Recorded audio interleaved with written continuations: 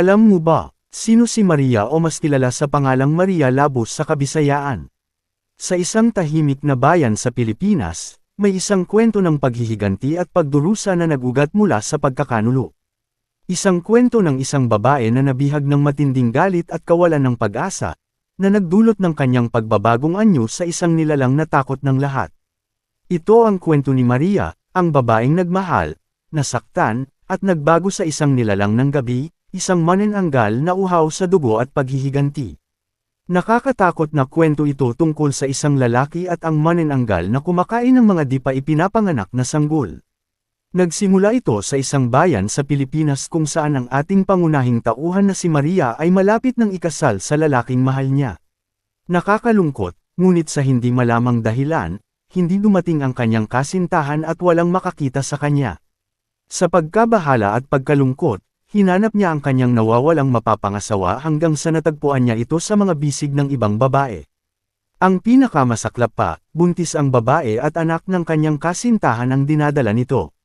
Niloloko siya ng kanyang kasintahan ngunit kahit sa pagkakataong ito, hindi pa rin matanggap ni Maria at nakiusap siya sa kanyang kasintahan na bumalik sa kanya. "Please bumalik ka sa akin," sabi niya, ngunit hindi pinansin ng magkasintahan. Inalipusta nila siya at pinalayas mula sa kanilang tahanan. Kinabukasan, nang bumalik si Maria at napadpad sa isang malayong lugar, doon siya nagbigay ng sumpa sa sarili at naging manananggal. "Bigyan mo ako ng lakas upang ipakita ang aking paghihirap, tanggapin ko ang aking kapalaran," sigaw niya. Dahil sa tindi ng galit at sakit na nararamdaman, nagkaroon siya ng kakaibang kapangyarihan. Itim na pakpak ang tumubo sa kanyang likod, hamaba at lumakas ang kanyang dila.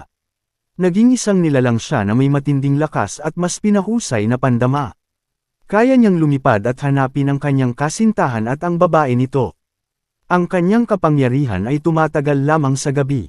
Sa pagsikat ng araw, humihina siya. Araw-araw, nagbabalik siya sa kanyang pangkaraniwang anyo. Bilang isang sinumpang nilalang, hindi na muling nakaramdam ng kasiyahan si Maria. Hindi siya makatulog, hindi siya makakain. Nasusunog ang kanyang bibig mula sa simpleng kaligayahan ng pagkain, lalo na kapag may bawang at asin. Sa halip, nagnais siya ng dugo, nagnais siya ng laman. Sa lahat ng bagay, nais niyang matagpuan ang 2 taong pinakananakit sa kanya. Hanggang sa isang araw, natagpuan niya ang mga ito na nagtatago sa isang kubo sa kagubatan.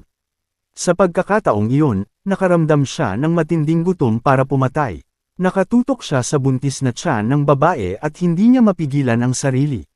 Ginamit niya ang kanyang dila upang laslasin ang tiyan ng babae at kainin ang sanggol na nasa loob. Papalapit na siya upang wasakin ang puso ng babae ngunit nasunog ang kanyang balat dahil sa sikat ng araw. Kailangan niyang bumalik sa kanyang kalahating katawan at umalis. Nang magising ang lalaki at nakita ang patay na kasintahan at ang sanggol, siya ay nagulat. Agad niyang inilibing ang mga katawan ng walang kamalay-malay na si Maria ang gumawa ng hindi maisip na krimen. Isang araw, bumalik si Maria sa kanyang kasintahan, nagpapanggap na kakaalam lang sa nangyari. "Mahal kita, alagaan kita at tulungan kang makamove on," sabi niya. Sa kanyang kalungkutan, pinatuloy siya ng lalaki sa kanyang bagong tahanan. Ngunit napansin ng lalaki ang kakaibang bagay sa kanya. Nagkaroon ng paltos ang kanyang balat ng aksidenteng madikit sa bawang, nasusuka siya kapag kumakain ng may asin, palaging umaalis ng gabi at bumabalik bago sumikat ang araw na may dugo sa kanyang bibig. Nang nagsimula ang paghahanap sa demonyo, naging mas takot si Maria. Kaya isang gabi, sinundan siya ng lalaki sa kagubatan. Nakita niyang sumisigaw si Maria sa sakit at nakakita siya ng pakpak na tumubo sa likod nito, ang dila na hamaba at lumakas. Nakita niya itong pumatay ng isang buntis at kainin ang sanggol sa loob. At nakita siya ni Maria. Ang lalaki ay nakatakas at naalala ang isang bagay. Pumunta siya sa isa sa mga bahay at kumuha ng garapon ng asin at isang bra na gawa sa bawang. Binalikan niya ang kalahating katawan ni Maria at binuhusan ng asin. Hinabol siya ni Maria, sumisigaw sa sakit.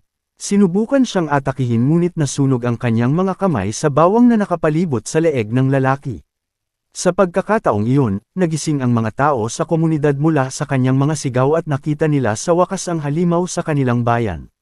Sinubukan nilang labanan si Maria ngunit masyado itong malakas. Hanggang sa sumikat ang araw at walang mapagtatagwan si Maria. Nagsimulang masunog si Maria, sumigaw sa sakit, parang nagliliyab ang kanyang lalamunan. Nasunog ang kanyang mga paa hanggang hindi na niya matanggal ang mga ito. Hanggang sa naging uling si Maria at naglaho na parang alikabok, tila hindi siya kailanman umiral, tila ang halimaw ay isang imahinasyon lamang.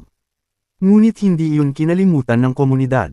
Ikinwento nila ito sa mga bata, hindi upang takutin, kundi upang ipaalala na maging mabuting tao, huwag manloko sa iyong mahal, at huwag magpadala sa galit at paghihiganti. Isang kwento na magbibigay aral sa marami, malapit man o malayo. Sa kwentong ito ni Maria, na isinilang mula sa matinding galit at pagdurusa, makikita natin ang mga aral ng katapatan, pagpapatawad, at pagpipigil sa sarili. Huwag tayong magpadala sa galit at paghihiganti, dahil maaari nitong sirain ang ating pagkatao at kaluluwa. Ang katapatan at pagmamahal ay dapat laging pangalagaan, at sa harap ng pagkakanulo, mas makabubuting magpatawad at magpatuloy sa buhay. At dito nagtatapos ang kwento ni Maria, ang babaeng naging manananggal dahil sa sakit ng pagkakanulo. Isang kwento na nagsilbing paalala sa atin na huwag magpadala sa galit at paghihiganti, at maging tapat sa ating mga minamahal. Salamat sa inyong pakikinig, at huwag kalimutang mag-subscribe para sa iba pang mga kwentong katatakutan at aral sa buhay. Hanggang sa muli.